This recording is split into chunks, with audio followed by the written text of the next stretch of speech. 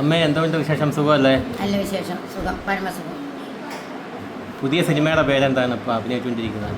ഇപ്പം ഈ ഇവിടെ ഇരിക്കുന്ന ഈ ലൊക്കേഷനിൽ വന്നിരിക്കുന്നത് കിടക്കാച്ചികളി എന്ന് പറഞ്ഞൊരു ഇപ്പം നാടകമൊക്കെ ചെയ്യാറുണ്ടോ? നാടകം ഇപ്പം ചെയ്യാറില്ല. ഞാൻ സ്റ്റേജിൽ ഷോ ചെയ്യാറുണ്ടായിരുന്നു.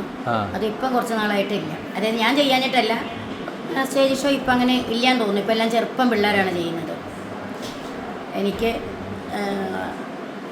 ഞാൻ സിനി ഫീൽഡിൽ വന്നിട്ട് 29 വർഷമായിട്ടേ ഉള്ളൂ. ഞാൻ 5 വയസ്സിൽ തുടങ്ങിയതാണ് നാടകമാണ് എൻ്റെ എല്ലാം.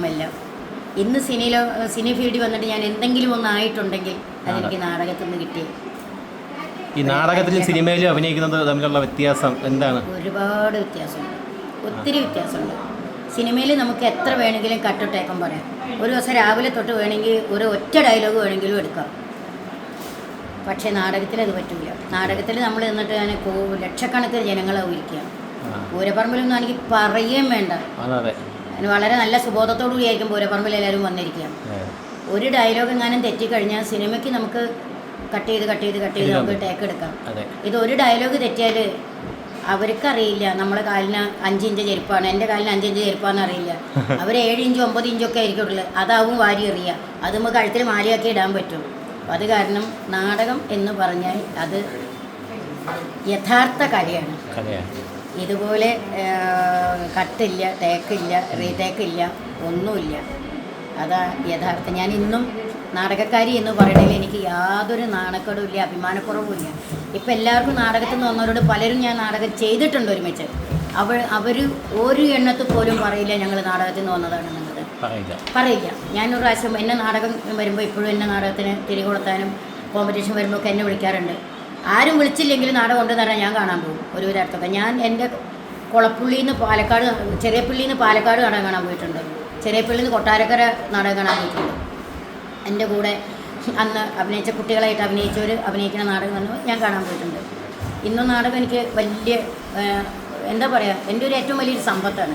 പക്ഷേ ഈ നാടകം ഇപ്പം വളരെ എന്താ പറയുക, നാടകങ്ങൾ ഇപ്പം ഇല്ലെന്ന് വേണം പറയാൻ. ഇപ്പം നാടകം ഇല്ല. കാരണം എന്താ വെച്ചാൽ ഇപ്പം നാടകം ഇല്ലാണ്ടാവാൻ പല കാരണങ്ങളുണ്ട്. ഒന്നാമത് ടിവിയും ഇതും വന്നപ്പം എല്ലാവർക്കും ഓർക്കൊഴിച്ചിരിക്കാൻ വയ്യ. പിന്നെ നമ്മൾ നാടകം കാണണമെങ്കിൽ പൂരപ്പറമ്പിലേക്ക് അല്ലെങ്കിൽ നാടകത്തിൻ്റെ സ്ഥലത്തേക്ക് ഫൈൻ ആർട്സുകളിലാണെങ്കിലും അവിടേക്ക് കെട്ടും കിടക്കി എടുത്ത് പോകണം. ഇത് വീട്ടിലിരുന്ന് നമ്മൾ ടി വി ഇല്ലാത്തവരാരും ഇല്ലല്ലോ. ഇപ്പം ടി വി വേണ്ട, മൊബൈലും മതി. ലാപ്ടോപ്പ്, മൊബൈല്, കമ്പ്യൂട്ടർ എല്ലാം ഉണ്ട്. പിന്നെ നാടകം എന്ന് പറഞ്ഞാൽ ഒറിജിനലായിരിക്കണം എപ്പോഴും. ഇപ്പം നാടകത്തിൽ തന്നെ കാണുന്നത്, ഞാൻ തന്നെ ഒരു നാടകം കാണാൻ പോയി പാലക്കാട്. മലയും കാടും ലോറിയും ഒക്കെ ശരിക്കും നമ്മൾ സിനിമ കാണുന്നത് പോലെയാണ് നാടകത്തിൽ കാണുന്നത്. പലരും അവിടെ ഇരുന്ന് പറഞ്ഞ് ഞാൻ കേട്ടിട്ടുണ്ടായി, ഇതിന് നല്ലത് അവനെ സിനിമ പോയി കണ്ടുകൂടെ. നമ്മൾ നാടകം എന്ന് പറഞ്ഞാൽ ഒറിജിനൽ യഥാർത്ഥ കല കാണാനാണ് വരുന്നത്. അപ്പം അങ്ങനെ കുറേ അതിൻ്റെ മാറ്റങ്ങൾ സംഭവിച്ചു.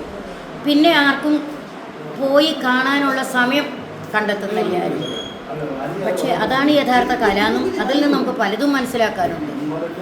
മനസ്സിലായില്ലേ? കാരണം എന്താ വെച്ചാൽ സിനിമയിൽ നമുക്ക് ഏത് കഥയും ചെയ്യാം. നമ്മൾ ആരും കാണുന്നില്ല അഭിനയിക്കുമ്പോൾ അതിൻ്റെ ആൾക്കാർ. പിന്നെ നമ്മൾ റിലീസ് ആകുമ്പോഴാണ് അതിൻ്റെ ഗുണദോഷവശങ്ങൾ അറിയുന്നത്. നാടകം അങ്ങനെയല്ല, നമുക്ക് ആ സ്പോട്ടിൽ കിട്ടും. അതിൻ്റെ ശരിയും തെറ്റും നമുക്ക് ആ സ്പോട്ടിൽ കിട്ടും. ഞാനൊക്കെ ദുഷ്ടകഥാപാത്രം ചെയ്തിട്ട് എനിക്ക് കിട്ടിയിട്ടുണ്ട്, തെറി കേട്ടിട്ടുണ്ട്. പക്ഷെ നമുക്ക് സിനിമയ്ക്ക് അത് പറ്റൂലല്ലോ. ഇത് കഴിയുമ്പോഴല്ലേ, തിയേറ്ററിൽ കാണുമ്പോഴല്ലേ പറ്റുള്ളൂ. കല, നാടകം എപ്പോഴും നാടകം. പണ്ടൊക്കെ എനിക്ക് തോന്നുന്നു കേരളത്തിലെ 100ഓളം സമിതികളുണ്ടായിരുന്നു നാടകത്തിന്. ഒരുപാട് സമിതി ഉണ്ടായിരുന്നു. ഇപ്പൊ എനിക്ക് തോന്നുന്നു 10 താഴെയൊക്കെ ഉള്ളു സമിതികൾ. ഇപ്പൊ നാടകം എന്ന് പറഞ്ഞാല് ആർക്കും ഇഷ്ടമല്ല. അന്ന് തന്നെ ഞാൻ നാടകം ചെയ്യുകയാണ്. ഞാൻ നാടകം ചെയ്യുമ്പോൾ ഞങ്ങളൊരു ഷോർട്ട് ഫിലിം ചെയ്യാൻ വേണ്ടിയിട്ട് അന്ന് തൃശ്ശൂരുള്ളൊരു ടീം വിളിച്ചു. അന്ന് CI പോളേട്ടൻ, ഞാറക്കൽ ശ്രീനിച്ചേട്ടനൊക്കെ അപ്പോഴുണ്ട്, CI പോളേട്ടൻ, അതിനുള്ളൊരു പോളേട്ടനൊക്കെ മരിച്ചില്ല. അപ്പം ഒരു കുട്ടി അതിനകത്ത് അഭിനയിക്കാൻ വന്നതാണ്. കുട്ടിയുടെ പേരൊന്നും ഞാൻ പറയില്ല. അപ്പോൾ ഈ കുട്ടി വന്നിട്ട് ഞാൻ ചോദിച്ചു, മോള് നാടകം പഠിക്കുന്ന കുട്ടിയാണ്, നാടകം ചെയ്യുന്നുണ്ട്, ഇന്ന് നല്ല ആർട്ടിസ്റ്റാണ്, നാടകം ചെയ്യുന്നുണ്ടോ ചോദിച്ചു. നാടകം ചെയ്യുന്നില്ല, നാടകം ആർക്കും ഇഷ്ടമല്ല, വീട്ടിലൊന്നും ആർക്കും ഇഷ്ടമല്ല. പിന്നെ ആൾക്കാർ അതും ഇതൊക്കെ പറയും. സീരിയൽ കുഴപ്പമൊന്നുമില്ല, സിനിമ. അപ്പോൾ അതിൻ്റെ കല എന്താണെന്നുള്ളത് മനസ്സിലാക്കുന്നില്ലേ അവർ, മനസ്സിലായില്ലേ? പക്ഷേ നാടകം ഇന്നും നല്ല നാടകത്തിന് ഒരിടെ നല്ല തീ പിടിച്ച പോലെ ഉയർന്നുണ്ടായിരുന്നു നാടകം. അതുകൊണ്ട് എന്തോരം ആൾക്കാർ ജീവിച്ചു പോകുന്നുണ്ട്. അതും മനുഷ്യൻ ചിന്തിക്കണം. ഞാൻ എവിടെ ഉണ്ടായാലും നാടകമാണ്, എനിക്കിന്നും ഇഷ്ടമാണ്. പക്ഷെ നാടകം കളിക്കാൻ ഇന്ന് പോകാൻ പറ്റില്ല എനിക്ക്. നാടക കലാകാരന്മാർക്ക് വേണ്ടി എന്തെങ്കിലും ഒരു ഇത്ര എക്സ്പീരിയൻസ് ഉള്ള ഒരു നടിയെന്ന നിലയിൽ എന്തെങ്കിലും പറയാനുണ്ടോ നാടക കലാകാരന്മാരോട്? കലാകാരന്മാരോട് എന്തെങ്കിലും ഒരു ഉപദേശം അല്ലെങ്കിൽ നാടക കലാകാരന്മാരോട് നമുക്ക് ഒന്നും പറയാനില്ല. കാര്യം എന്താ വെച്ചാൽ നാടകക്കാർ അനുഭവിക്കുന്നത് പോലൊരു ദുഃഖവും ദുരിതവും അനുഭവിച്ചവരില്ല. പക്ഷേ ഇന്നുള്ള നാടകക്കാർക്ക് അങ്ങനെ ദുഃഖം അനുഭവിക്കേണ്ട. കാരണം ഞങ്ങളൊക്കെ ഒരുപാട് പട്ടിണി കിടന്നിട്ടുണ്ട്.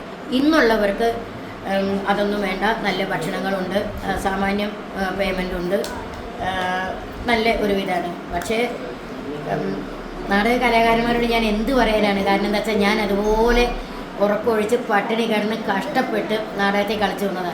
അവരോട് പറയാനുള്ള എനിക്ക് ഒറ്റ കാര്യമുള്ളൂ, അവരും നാളെ ഇതുപോലെ ഒരു നല്ല സിനി ഫീൽഡിൽ എത്താൻ അവർക്ക് സാധിക്കട്ടെ. ഉയർന്നു വരുന്ന കലാകാരന്മാർക്കും ഒരുപാട് നന്ദി. എല്ലാവരും അവനവൻ്റെ എന്താണോ അവനവനിക്ക് കിട്ടുന്നത് അത് നല്ല രീതിയിൽ കൊണ്ടു നടക്കാൻ ഈശ്വരൻ അനുഗ്രഹിക്കട്ടെ. എല്ലാവർക്കും കല കൊണ്ട് ജീവിക്കാൻ സാധിക്കട്ടെ. സർവ്വ ജഗദീശ്വരന്മാരോടും ഞാൻ പ്രാർത്ഥിക്കുന്നു. എല്ലാവർക്കും നന്ദി, നമസ്കാരം. ഒരുപാട് നന്ദി. എൻ്റെ കൂടപ്പറപ്പുകളാണ് നാടകക്കാർ. നന്ദി. ഇത്ര വിലപ്പെട്ട സമയം നമുക്ക് വേണ്ടി ചിലവഴിച്ചതിന് ഒരുപാട് നന്ദിയുണ്ട്.